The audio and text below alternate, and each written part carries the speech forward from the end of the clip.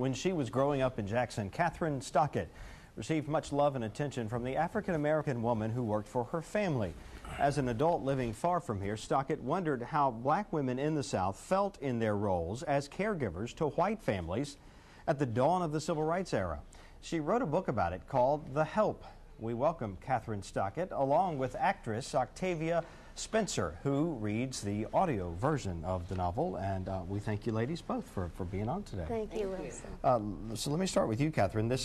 You grew up in Jackson, not in the 60s, you grew up in the 70s, didn't you? That's right, I did, but as you know, things change very slowly in the South. Sure.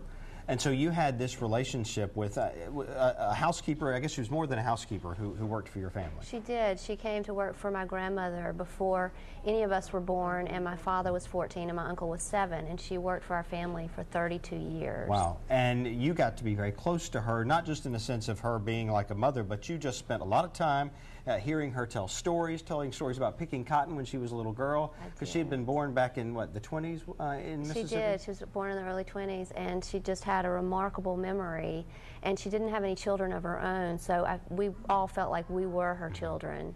But at some point in my writing, I started to wonder actually what she thought about us. She always expressed her love for us, but as a child, I guess you don't ask about, how do you feel about where you are in life and about where the two of us fit in this society we live in? We just don't ask ourselves those questions often enough, and I just think it's so important for humanity to try to imagine what it feels like to be in someone else's shoes. So fast forward 30-something years, and you've decided to write a book, not necessarily about that lady, but about sort of the experience, I guess, that she had, and because this is a novel, it's not a true story, right? It is fiction. And so what are you attempting to do here? I just want to encourage people to use their imagination, try to always imagine what it feels like to be in someone else's shoes. But also, I was living in New York when I wrote The Help, and I was a little bit homesick, and I really wanted to hear Dimitri's voice. And that's the lady who we're That is correct. She raised, all of us, and I just wanted to hear her voice again.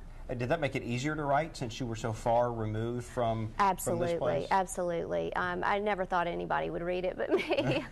So when I wrote it with a real freedom, and I wasn't nervous about what other people would think. And in fact, it's been very well received here and beyond. We're going to get to you, Octavia. Oh, honey, I'm fine. But Kathryn, tell me what the storyline. It is a novel. We talked about sort of the basis of what led you to this point. What's the storyline of the book itself? It's based in 1963 in Jackson, Mississippi, and it is the story of a young white woman named Skeeter who, after she graduates from Ole Miss, comes home to Jackson to live and slowly has an awakening of the racial tension around her, and writes a book about what it's really like to work in a white home.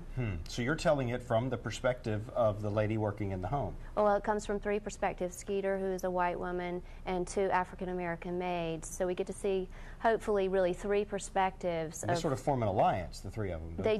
They do. They joined together to write this book in secret, because not only was it illegal for blacks and whites to meet and discuss any kind of racially charged issues, but also because if they were discovered, it would incur the wrath of the white women for whom these maids work.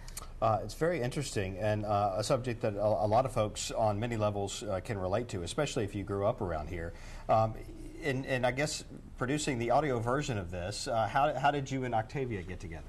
How did this come to be, Octavia? Well, actually, Kathryn and I have a little bit of history, and we actually share that during the book reading, because I actually have started the first leg of her tour. I'm very honored to be a part of it, because it's actually one of my favorite books I've ever read. So you go with her on the tour, and then do you read the book at the signings, or are you recorded reading it somewhere? We read passages.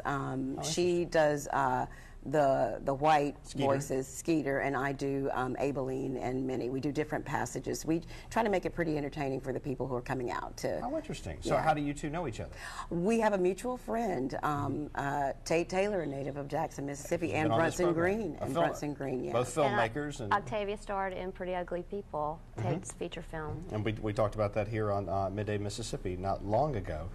So it's sort of like you've taken the show on the road in a way, but to talk about this this book, this book that you worked so hard on. Interesting sort of combination, and I guess an interesting way to present it to people. And y'all will be doing that this evening at Lemuria, right? Right. The signing starts at 4:30, and the reading starts a little bit after 5.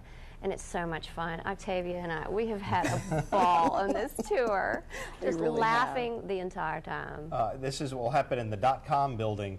They're behind sort of Lemuria. Book signing tonight, and the reading starts at 4:30. The reading itself a little after 5. And it's not just a typical reading, as you've heard from these ladies. It will be interesting, Kathryn, to see how this is received around the country, because we know this. We think we do. I mean, this is something that's real to all of us who grew up here. Absolutely. And so I guess you're curious about how everyone will receive it as well. Well, in the United States, I certainly am curious, but I know that worldwide I've received letters from everywhere from South Africa. Australia, the country, made it their great read of the month. So who knew? Wow. Yeah. And maybe a movie one day. Who knows? Lemuria tonight at 5 o'clock. Ladies, thank you so much. Thank you.